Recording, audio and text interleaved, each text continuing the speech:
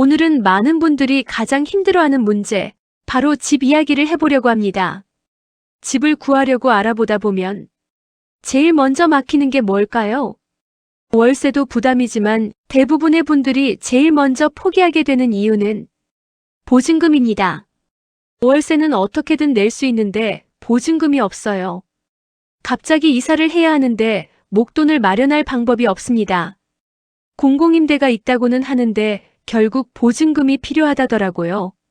이런 고민은 특별한 사람들만의 이야기가 아닙니다.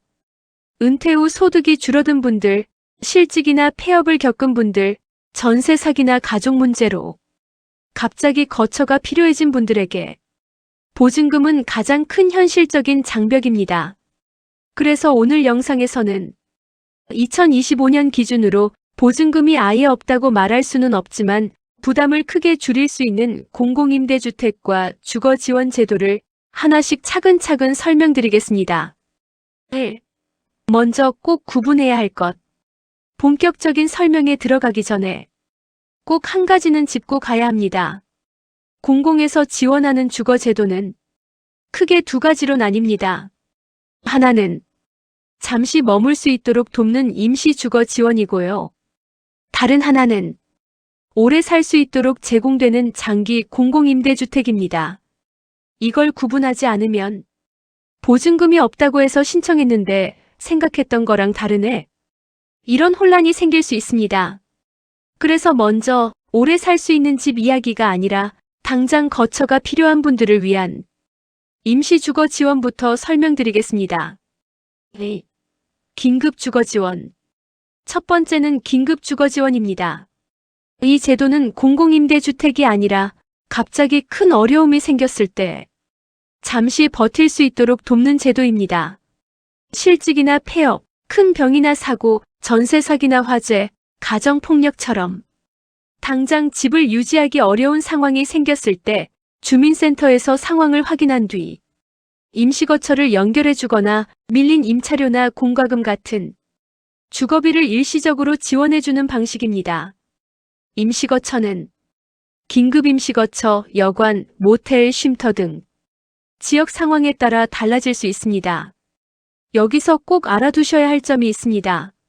이 지원은 보통 수개월 단위의 단기 지원이고 같은 사유로는 재지원에 제한이 있을 수 있습니다. 즉 이 제도는 오래 살 집을 제공하는 제도가 아니라 급한 불을 끄는 안전망이라고 이해하시면 됩니다. 신청은 거주지 주민센터 또는 129번 보건복지상담센터를 통해 상담하실 수 있습니다. 3. 영구임대주택. 이제부터는 오래 살 수 있는 공공임대주택 이야기입니다. 그 중에서도 보증금 부담이 가장 낮은 주택이 영구임대주택입니다.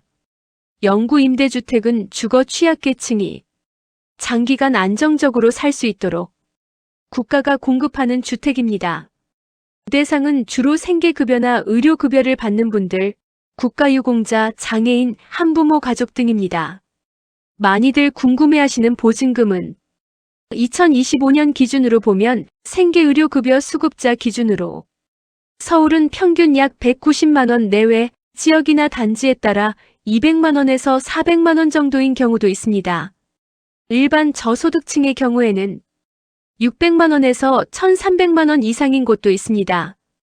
보증금이 전혀 없는 건 아니지만 일반 전세나 민간 임대주택과 비교하면 부담이 크게 낮은 편입니다. 월 임대료도 매우 저렴하고 무엇보다 오래 살 수 있다는 점이 가장 큰 장점입니다. 4. 매입임대주택. 다음은 매입임대주택입니다. 이 제도는 LH나 지자체가 기존 주택을 매입한 뒤 임대주택으로 제공하는 방식입니다. 대상은 기초생활수급자, 차상위계층, 고령자, 한부모 가족 등입니다. 매입임대주택의 보증금은 아주 싸다고 표현하기보다는 주변 시세보다 저렴하다 이렇게 이해하시는 것이 맞습니다. 보통 시세의 약 30%에서 80% 수준으로 지역과 주택에 따라 차이가 큽니다. 일반 주택과 비슷한 환경에서 조금 더 부담 없이 살고 싶은 분들께 현실적인 선택지가 될 수 있습니다. 전세임대주택. 다음은 전세임대주택입니다. 전세임대는 LH가 집주인에게 전세금을 대신 내주고 입주자는 LH에 월 임대료를 내는 구조입니다. 일반 전세에 비하면 초기 목돈 부담을 크게 줄일 수 있다는 점이 가장 큰 장점입니다. 구조를 조금 더 설명드리면 LH가 정한 지원 한도액이 있고 그 범위 안에서 실제 지원된 금액을 제외한 차액을 입주자가 부담하게 됩니다. 그러니까 완전 무보증금은 아니지만 일반 전세보다는 훨씬 부담이 적은 구조입니다. 월 임대료는 2025년 기준으로 LH 지원금의 연 1.2%에서 2.2% 수준, 지원 보증금 규모에 따라 달라집니다. 6. 어떤 제도를 먼저 봐야 할까요? 지금까지 내용을 정리해보면 이렇게 생각하시면 됩니다. 지금 당장 갈 곳이 없다 긴급 주거 지원. 오래 살 집이 필요하다 영구 임대주택, 매입 임대주택. 전세가 필요하지만 목돈이 없다 전세 임대주택. 그리고 무엇보다 중요한 건 혼자 판단하지 않는 것입니다. 주거 조건은 지역마다, 개인 상황마다 조금씩 다를 수 있기 때문에 주민센터 상담이 꼭 필요합니다. 보증금이 없다는 이유로 주거를 포기하거나 불안한 선택을 하실 필요는 없습니다.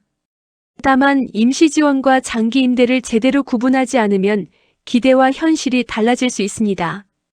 지금 주거가 불안하다면 거주지 주민센터 또는 129번 보건복지상담센터 여기에 꼭 상담을 신청해 보세요. 전화 한 통이 새로운 시작이 될 수 있습니다. 오늘 영상이 도움이 되셨다면 구독과 좋아요로 많은 분들에게 정보가 전해질 수 있도록 도와주세요. 영상 내용을 글로 보고 싶으시다면 아래 설명란을 클릭해 주세요. 앞으로도 알기 쉽고 믿을 수 있는 복지 정보로 다시 찾아뵙겠습니다. 시청해 주셔서 감사합니다.